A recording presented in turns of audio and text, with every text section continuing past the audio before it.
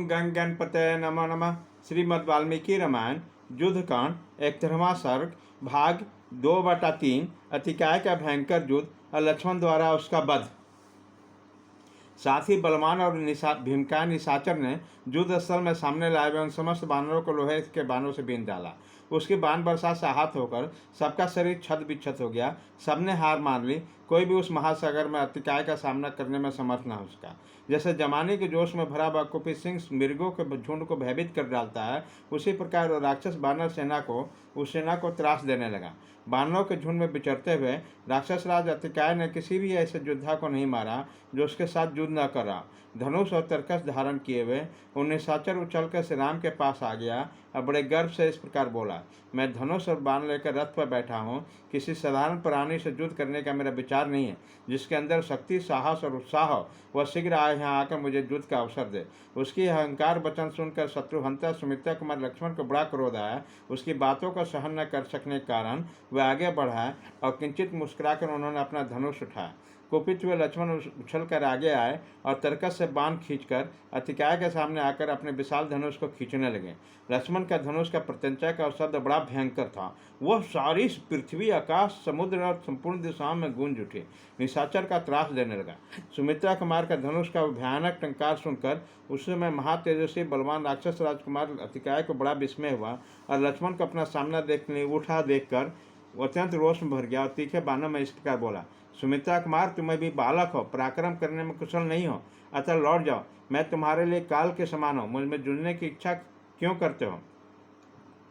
मेरे हाथ से छूटे हुए बाणों का वेग गिरिराज हिमालय भी नहीं सह सकता, पृथ्वी और आकाश भी उसे नहीं सह सकता। तुम सुख से सोई हुई शांत हुई प्रलाग्नि को क्यों जगाना चाहते हो? धनुष का यहीं छोड़कर लौट जाओ। मुझसे भिड़कर अपने प्राणों का परित्याग न करो। अथवा तुम बड़े अहंकारी हो इसलिए लौटना नहीं चाहते। अच्छा, खड़े रहो। अभी अपने प्राणों के हाथ धोकर जमलोक की यात्रा करो। शत्रुओं का दर्प चूर करने वाले मेरे इन तीखे बाणों को जो तपे हुए स्वर्ण से भूषित है, देखो, ये भगवान शंकर के त्रिशूल की समानता करते हैं। जैसे कुपित हुआ सिंह गजराज का खून पीता है, उसी प्रकार यह सर्प के समान भयानक बाण तुम्हारे रक्त का पान करेंगे। ऐसे कहकर अतिकाय ने अत्यंत कुपित होकर धनुष पर बाण का संधान किया। युद्ध स्थल में अतिकाय के रोष और गर्व से भरे हुए इस वचन का अत्यंत बलशाली और मनस्वी राजकुमार लक्ष्मण को बड़ा क्रोध आया। वह यह महान अर्थयुक्त में वचन बोले, दुरात्मा, केवल बातें बढ़ाने से तू बढ़ा नहीं हो सकता। सिर्फ डिंग हाँगने से कोई श्रेष्ठ पुरुष नहीं हो सकता। मैं हाथ में धनुष और बाण लिए तेरे सामने खड़ा हूँ। तो अपना सारा बल मुझे दिखा। पराक्रम के लिए वीरता का परिचय दे। झूठी शेखी बधारना तेरे लिए उचित नहीं है। सूर्य वही माना गया है जिसमें पुरुषार्थ हो।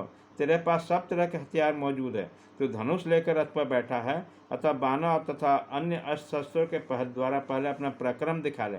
इसके बाद मैं अपने तीखे बाणों से तेरा मस्तक उसी तरह काट गिराऊंगा जैसे वायु कालक्रम के पके हुए ताड़ के बेड़ फल के उसके बॉडी से नीचे, मतलब वृंत से नीचे गिरा देते हैं। आज तपे हुए स्वर्ण से विभूषित मेरे बाण अपने नोक द्वारा किए गए छिद्र से निकले हुए तेरे शरीर का रक्त का पान करेंगे। तू मुझे बालक जानकर मेरे अवहेलना न कर। मैं बालक हूँ अथवा वृद्ध, संग्राम में तू मुझे अपना काल ही समझ। वामन रूपधारी भगवान विष्णु को देखने में बालक थे, किंतु अपने तीन ही पगों में उसने समुचे त्रिलोकी को नाप ली। लक्ष्मण की वो परम सत्य और युक्तिबद्ध बात सुनकर अतिकाय के क्रोध की सीमा न रही। उसने एक उत्तम बाण अपने हाथ में लिया। तदंतर विद्याधर, भूत, देवता, दैत्य, महर्षि तथा महामय गुहगण उस युद्ध को देखने के लिए। उसी समय अतिकाय ने कुपित होकर धनुष पर वह उत्तम बाण चढ़ाया और आकाश को अपना ग्रास बनाने के लिए उसने लक्ष्मण पर चला दिया। किंतु शत्रुवीरों का संहार करने वाले लक्ष्मण एक अर्धचंद्रकार बाणों द्वारा अपनी ओर आते देखकर उस विषधर सर्प के तुल्य भयंकर और तीखे बाणों को काट डाला। जैसे सर्प का फन कट जाए, उसी प्रकार उस बाण को खंडित हुआ देखकर अत्यंत कुपित हुए अतिकाय ने 5 बाणों को धनुष पर रखा। फिर उस निशाचर ने लक्ष्मण पर ही 5 बाण चला दिए। वे बाण समीप भी आने नहीं पाए थे कि लक्ष्मण ने तीखे सैनिकों से उसके टुकड़े टुकड़े कर डाले। शत्रुवीरों का संहार करने पर लक्ष्मण ने अपने पहने सहायकों से उन बाणों का खंडन करने के पश्चात एक तेज बाण हाथ में लिया जो अपने तेज से प्रज्वलित हो रहा था। उसे देखकर लक्ष्मण ने अपने श्रेष्ठ धनुष पर रखा। उसने प्रत्यंचा को खींचा और बड़े वेग से सैनिकों अतिकाय पर छोड़ दिया। धनुष को पूर्ण रूप से छोड़कर खींचे गए तथा झुकी हुई गार्ड से उस बाण के द्वारा पराक्रमी लक्ष्मण ने राक्षस श्रेष्ठ अतिकाय के ललाट में गहरा आघात किया। यह बाण उस भयानक राक्षस के ललाट में धंस गया और रक्त से भींगे हुए पर्वत से सटे किसी नागराज के समान दिखाई देने लगा। लक्ष्मण के बाण से अत्यंत पीड़ित होकर वो राक्षस कांप उठा, ठीक उसी तरह जैसे भगवान रुद्र के बाणों से आहत होकर त्रिपुर का भयंकर गोपुर हिल उठा था।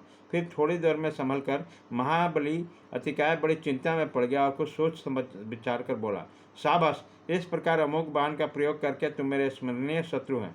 मुंह फैला कर ऐसा कहने के पश्चात अतिकाय अपने दोनों विशाल भुजाओं को काबू में रखकर रथ के पिछले भाग में ही उस रथ के द्वारा आगे बढ़ा। उस राक्षस शिरोमणि ने वीर ने क्रमशः 1, 3, 5 और 7 सैनिकों को लेकर धनुष पर चढ़ाया और उसे वेगपूर्वक खींचकर चला दिया। तब राक्षस राज के धनुष से छूटे हुए उस सौवर्णभूषित सूर्यतल्य तेजस्वी तथा काल के समान भयंकर बाणों ने आकाश में को प्रकाश से पूर्ण कर दिया। परंतु रघुनाथ जी के छोटे भाई लक्ष्मण ने बिना किसी घबराहट के उस निशाचर के द्वारा चलाए हुए उन बाण समूह को तेज धार वाले बहुसंख्यक सैनिकों द्वारा काट गिराया।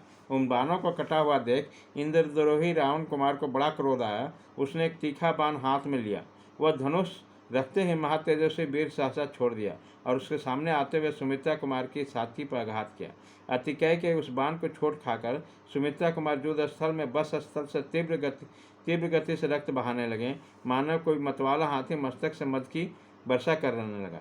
फिर समरशाली लक्ष्मण अपने सहसा छाती से उस बाण को निकाल दिया और एक तीखा सानी हाथ में लेकर उसे दिव्यास्त्र से संशोधित किया। श्रीमद् वाल्मीकि रामायण युद्धकांड 71वां सर्ग भाग 2/3 खत्म।